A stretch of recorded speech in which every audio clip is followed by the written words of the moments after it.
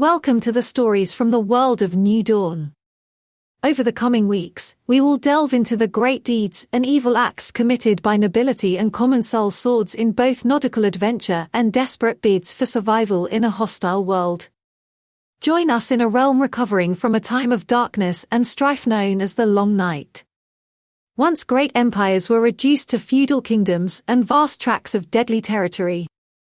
These are the tales of the brave and daring of this world. These are stories of shadow and steel. Triad. Part 3 of the first short story of the Shadow and Steel series. To his credit, he didn't crumple like a sack of leeks. As far as Gale could tell, she had stunned him so thoroughly that he remained half crooked and frozen in a slow pained gasp for the air she had just forced from him. Right. Well, sorry ladies. I'm taking your, subject with me to die gloriously in some godforsaken place ruled by a horrible monster. Best say your goodbyes. Gale let her mask slip and got down to business. With that said, she pushed the ailing man over to topple to the ground and started out with him by the ankle. The girls and matron timidly waved goodbye to Martin, though he was in no condition to notice. As she turned for the door, she met eyes with Duggan, and learned the difference between his looks for embarrassment and fear. The man was agape with shock, with his hands clutched over his manhood in sympathetic pain. This amused Gale to smiling as she dragged the third member of their triad along into the hallway. After a bit of travel.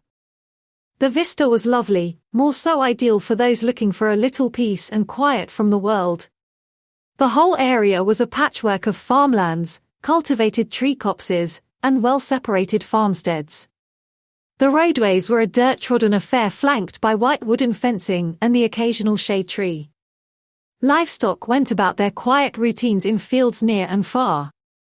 People, what few could be spied, were often working in distant fields or keeping to their porches. Some waved, some gawked, but most kept to themselves.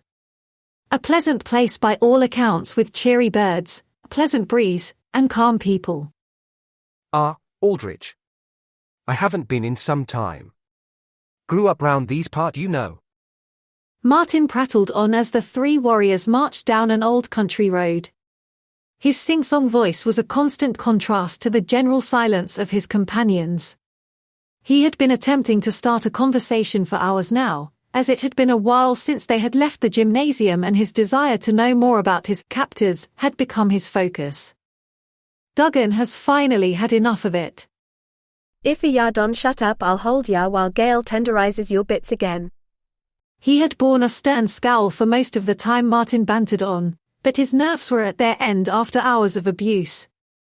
Martin smiled much like a cat with a canary in hand. No need to carry on. I mean to become a part of this triad, and the two of you have not been the best of chatty company to help my transition. He waved his arms about him and took in the country air. I'm sure that whatever adventure we are on will be something to share with my next companion as pillow talk. Duggan growled a dangerous warning at that. You're not one DS pretty boy. You be just along fare the ride ta Willow Manor. Martin stopped cold in his tracks. The hunters slowed and stopped a few paces further on before they both stopped and turned to him in frustration. Duggan was about to berate him when he asked, What issue in Willow Manor requires the skills of three intrepid hunters? Gale saw something in Martin's eyes that came with the question. Was it worry? Fear? Either way, her suspicions were aroused. The council's choice to force Martin into her triad was very unorthodox, almost as if it were planned, or at least a fortuitous excuse for them to foist the unwanted agent into her midst.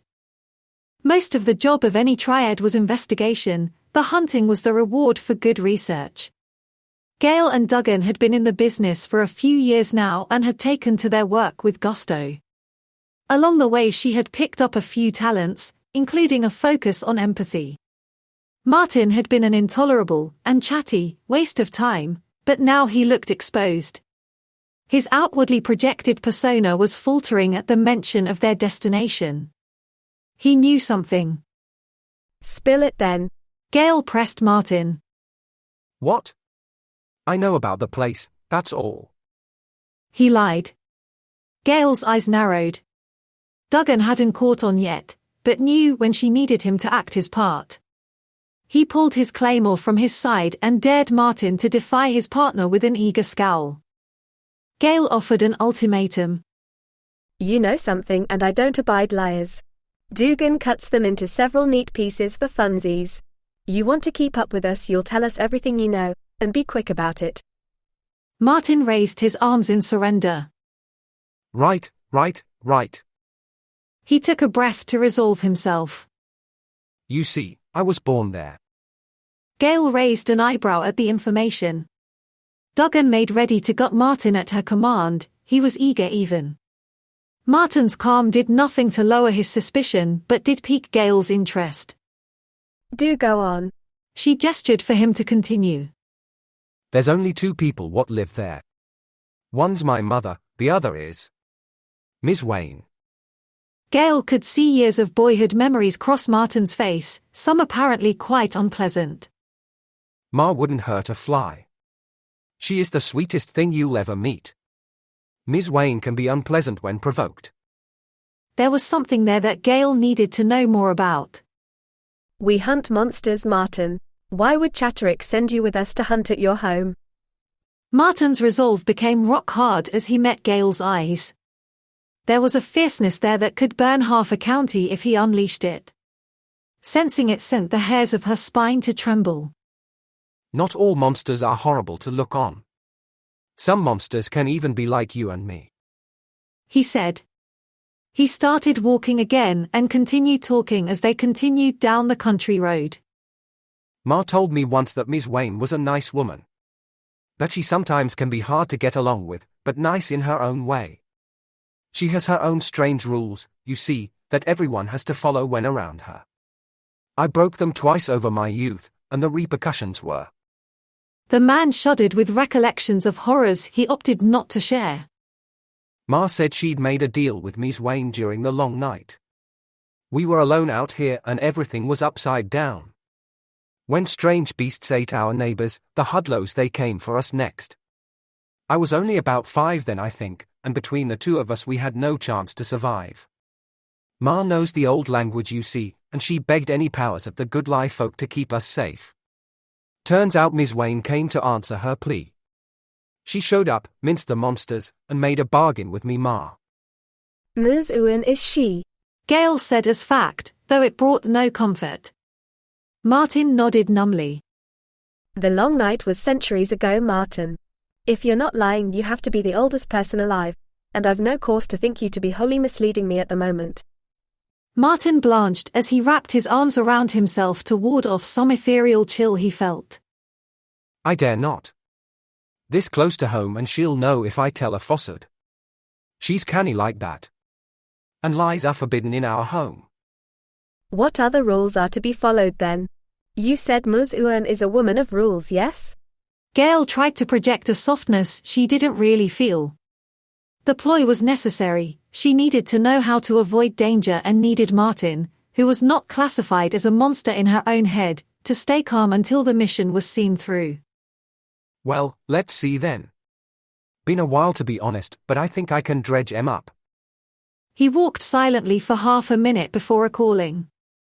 No lies, no infidelity, no harming others, and always using proper etiquette. That's all of 'em, though she is fickle when it comes to each new thing she runs across and has made quite a few snap judgments over the years.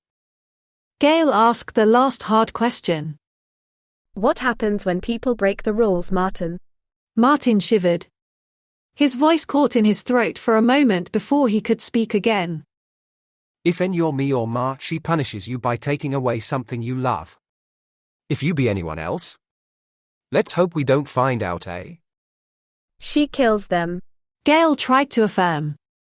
Martin snapped back like a scalded dog. If they be lucky, yeah. If not, she does terrible things to them. Sometimes she puts them in the garden. I remember the screaming, the painful wails. Martin was overcome. Gail had pressed too hard. What she had would have to do. How we gonna take the thing down if its rules say we can't hurt folk? Duggan asked her. She didn't have a proper answer. Side were not proper monsters in the traditional sense. They were, theoretically, once protectors of the land that left when things went dark in the world. What one was doing mucking about with a boy and his mother she couldn't fathom. We speak with her. Martin believes that she can sense ill intent.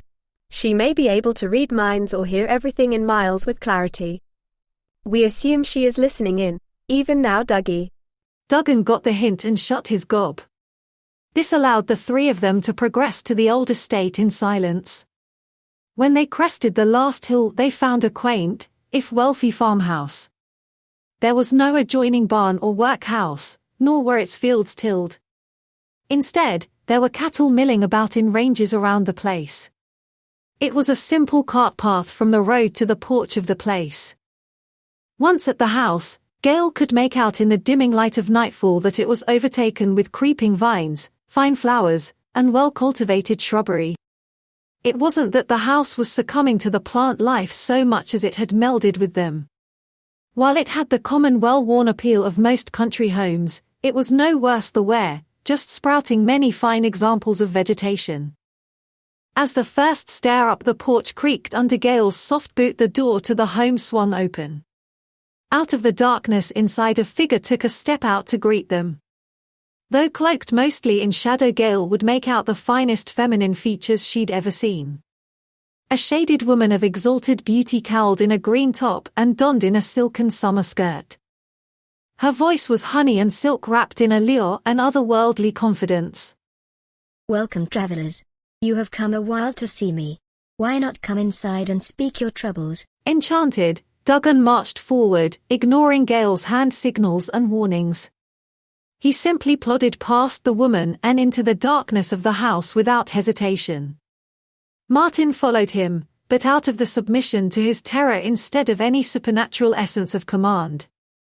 Before Martin could slide inside, the woman stretched her arm across the entrance to block him. Oh, Martin. So good to have you home. Her words maintained her intoxicating demeanor, but there was an assurance in her words that shook her hold on Gale. Once Martin gave her a silent nod, she slid out of his way and toward Gale. Silken words wrapped Gale's mind in luxurious submission. You coming, dear? I assure you that I mean you no harm, yet what comes next depends on your intentions with me. She smiled. It was cold and heartless. It was the smile of a true sociopath, a creature without a true sense of empathy, but a master over people with words.